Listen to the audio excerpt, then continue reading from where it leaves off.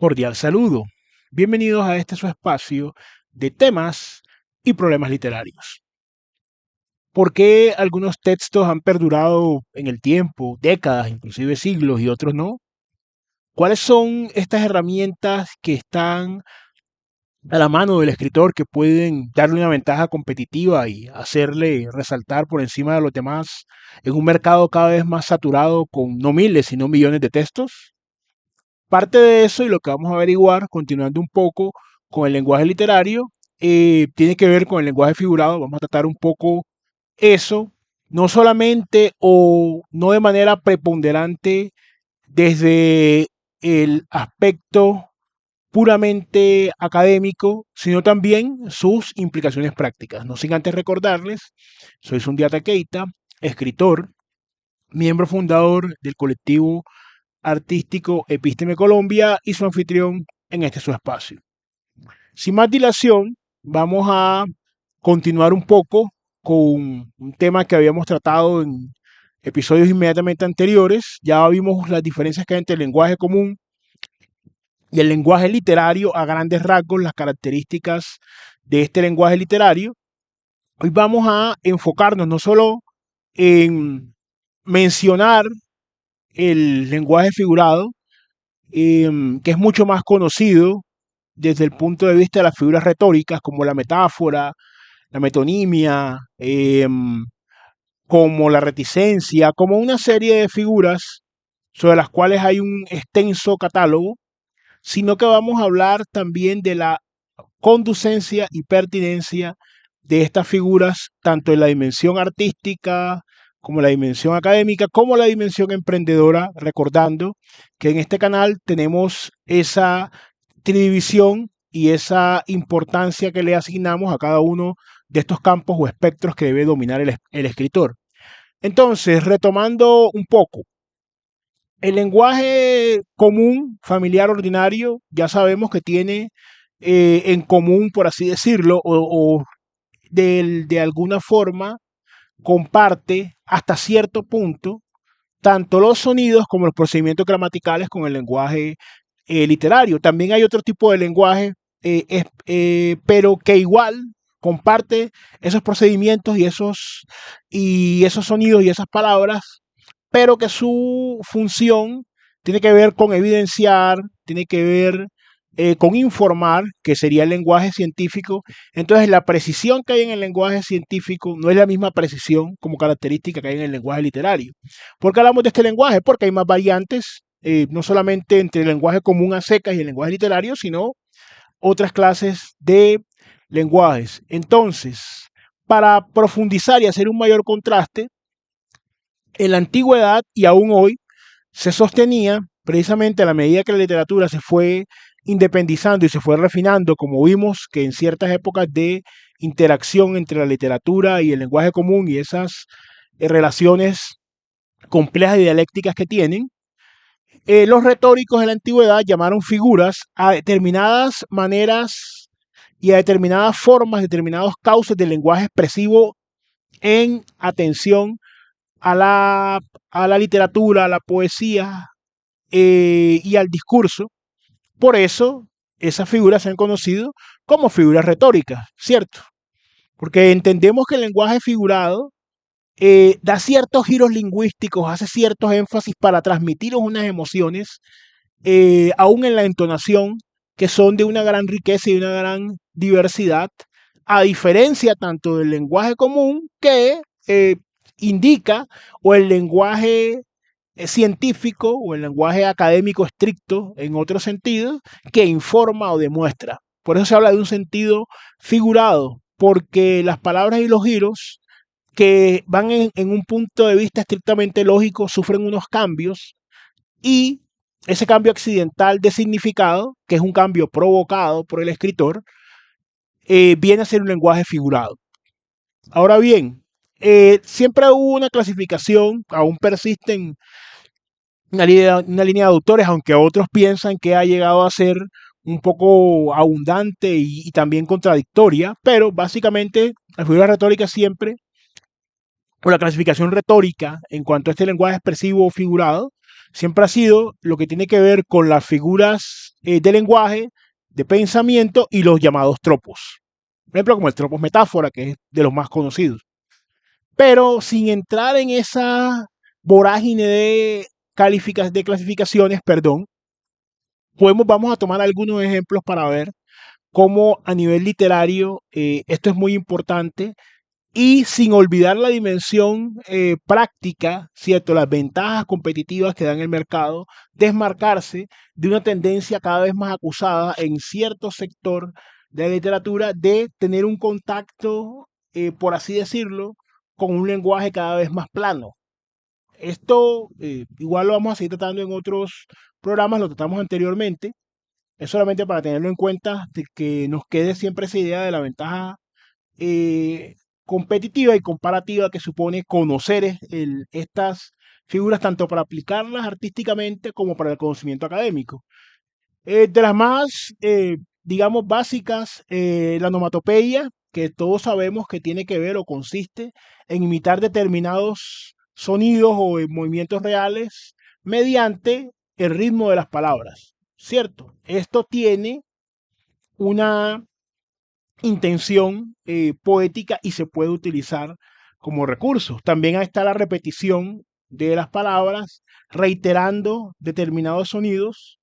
De hecho, esa figura retórica antigua iba variando conforme el lugar de la frase donde dice la repetición. Por ejemplo, si ocurría al comienzo de varios lugares, por ejemplo, para ti o por ti, eso es lo que se llama anáfora. Hay otra figura que es, si mal no recuerdo, la reticencia, donde se da una interrupción de la frase iniciada y cuando esta se entrecorta, ahí deja entrever cierta agitación en el estado de ánimo o una insinuación que no se pone de manera expresa. Se usan entonces los tres puntos suspensivos. El apóstrofe, que también es relativamente famoso, es una invitación, es sobre todo una exclamación, una invocación o inclusive una pregunta que se dirige a un ser presente, ausente, real, imaginario, figurativo. Por ejemplo, en la Biblia hay un texto cuando Jesucristo endecha o llora por Jerusalén, oh Jerusalén, Jerusalén, él está hablando de la ciudad. Esa es una figura, de hecho, retórica, es un apóstrofe. Otro también famoso que tiene que ver la hipérbole, pues, que es un tipo de ponderación o exageración que está siempre dado en un término comparativo. La hipérbole también es de los más famosos y que inclusive lo usamos mucho también en el lenguaje cotidiano, sin pretensiones de literario, de los que más esa exageración, sobre todo en la parte humorística, se utiliza esta hipérbole, pues se utiliza de una manera muy extendida. También hablamos de la prosopopeya. En la prosopopeya lo que se da es una atribución de acciones o cualidades propias de los seres humanos a otros seres animados o inanimados. Son una serie de preguntas. Está la pregunta retórica, por ejemplo, que es una que esa pregunta no se hace para obtener una respuesta porque uno ignore o porque esté sorprendido. Una pregunta retórica, por ejemplo, ¿por qué me pasa esto a mí? Es una pregunta, o la interrogación retórica o la pregunta retórica está dirigida hacia el propio sujeto para expresar. Luego de eso, tomarla como recurso para expresar otras situaciones. Está la perífrasis o circunloquio, que no expresa de una manera directa, concreta la idea, sino que da por eso se habla de circunloquio, da un rodeo. Esto es importante porque muchas veces o para efectos estilísticos el escritor o el poeta necesita no decirlo de una manera directa o frontal, sino dar ese pequeño rodeo. La ironía es una indicación de una idea, pero se expresa la idea contraria. Y es un procedimiento característico del humorismo y de la burla. Cuando una ironía es muy cáustica, muy ácida, como se diría coloquialmente, muy cruel, se le llama sarcasmo. O sea que, por decirlo así, todo sarcasmo es ironía, pero no toda ironía es sarcasmo. La paradoja tiene que ver con armonizar términos que son aparentemente, ojo, no en términos reales, sino que son aparentemente contradictorios. Pero se toma esa idea, se expresa en un aparente o supuesto contrasentido.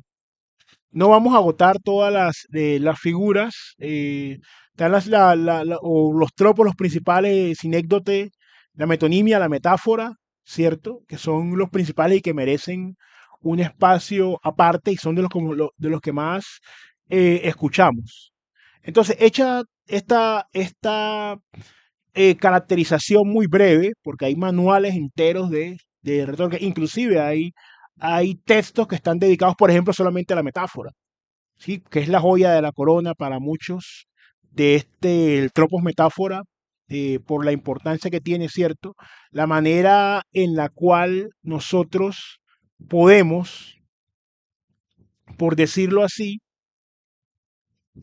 hacer un cambio en el cual mediante relaciones de semejanza, ¿cierto? Descubrimos mediante nuestra imaginación un parecido entre dos fenómenos, dos cosas, y el término que podríamos acuñar o que es exigible a ese sentido directo, a ese sentido frontal, se reemplaza por otro. Por eso se pueden hacer estos juegos, ¿cierto? Y estas transformaciones. Y por eso en el lenguaje poético goza, como acabamos de decir, de un gran prestigio. Siempre ha sido así como una especie de joya de la corona. Pero queremos decir ahora con todo esto y debemos tener en cuenta la importancia que eso tiene realmente, ¿cierto? Porque alguien podría decir, bueno, y a mí de qué me sirve saber, decir, por ejemplo, me perdí en el mar de tus ojos, por usar una expresión, digamos, bastante trillada, ya, es decir, esa metáfora, pues a mí cómo me sirve como escritor.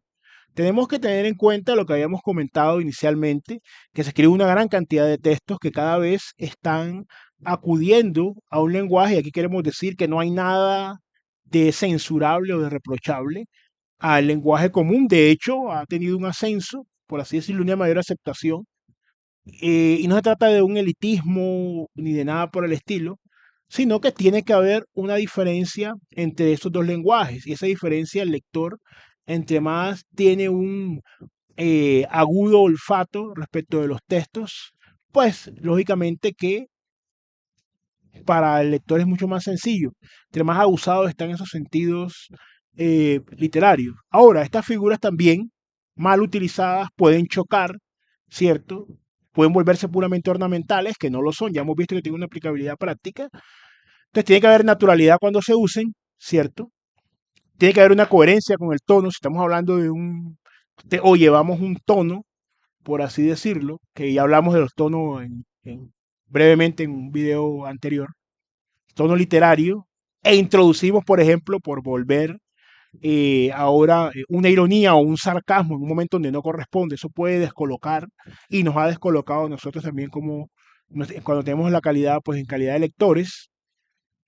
Entonces tiene que ser natural, tiene que aplicarse en el momento justo, ¿cierto? Para no desentonar. Y eso es importante tenerlo en cuenta. Entonces, es importante, entonces ya vimos para la dimensión artística, para usarlo cuando estemos construyendo un texto, para la dimensión también académica, para poder plantearnos, ¿cierto? Con respeto, entrar en unos debates con unos argumentos. Es muy importante saber. Ahora, ¿qué ventajas tiene la dimensión emprendedora cuando usted va a hacer su marketing como escritor? Y en general, para destacarse en el mismo proceso, capta la atención por más utilizadas que estén. Por ejemplo, la metáfora usted la puede utilizar y puede intercambiar de significado y de sentido estos términos, y eso se podrá, mientras exista el lenguaje, hacer permanentemente. No importa que las palabras o los significantes y los significados vayan cambiando, se podrá utilizar. Puede usted comunicar una idea de, de un gran calado, una gran complejidad, de una manera memorable y agradable, porque hay ciertas ideas muy densas que muchas veces tanto como lectores nos cuesta entender, como escritores nos cuesta también comunicar. Ahí se pueden utilizar estas figuras, por ejemplo, la del circunloquio, para ir desgranando la idea para que sea más fácil de comunicar al lector, o cuando nosotros somos lectores, pues de asimilar para nosotros. Marca el estilo, sabemos ya que se ha reconocido pues este estilo, pero cuando lo leen a usted ya inmediatamente, o cuando usted lee a un autor, también usted sabe, eh, le da una huella, una impronta al texto de este autor, y por supuesto, como consecuencia de todo lo demás, generan una diferencia con otros escritores.